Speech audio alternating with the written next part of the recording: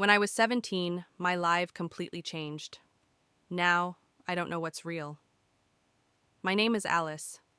I live in a small house on the outskirts of a forest, far away from people. I've always dreamed of a quiet life, escaping the noise of the city, seeking peace. My dad is an engineer, and my mom is a teacher. They always treated me like the apple of their eye, though they never understood my strange feelings. I knew something wasn't right, but I could never explain it. One evening, everything changed.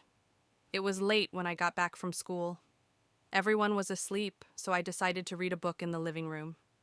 Suddenly, in the middle of the night, I felt a strange coldness that pierced through my whole body. I turned off the light and glanced out the window. Nothing unusual, just darkness and silence. But something was tugging at me. I felt like I was being watched. Then I heard a quiet, almost inaudible sound, like someone moving down the hallway. My heart started pounding faster. I quietly went upstairs to check if my parents were asleep. I stopped for a moment when I saw something I can't describe. At the end of the hallway, in the dim light, there was a figure, tall, thin, faceless, just a black silhouette. It was staring in my direction, though I couldn't see its eyes. I froze in place, unable to move, as if I was glued to the floor.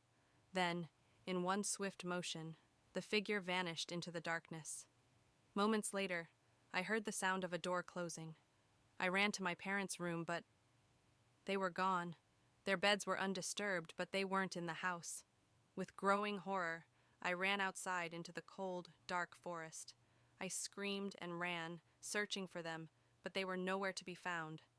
Finally, in the distance, I noticed a light, a weak, flickering one, as if someone was holding a lamp.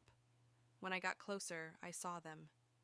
They were standing there, smiling, but their eyes, they were empty, as if something was missing from them.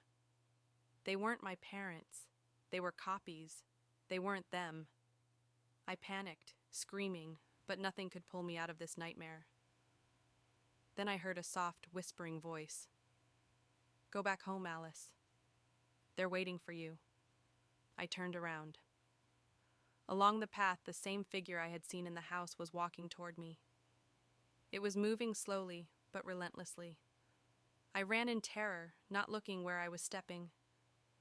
Finally, I stumbled back into our house, locked the door, but it was too late.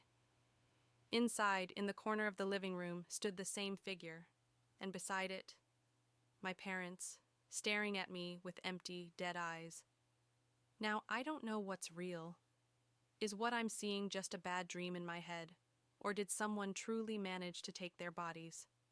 My life has become an endless nightmare, and in this village there's no one I can trust. Something is still watching me. I know I'm not alone. Thanks for watching. Subscribe and like for more.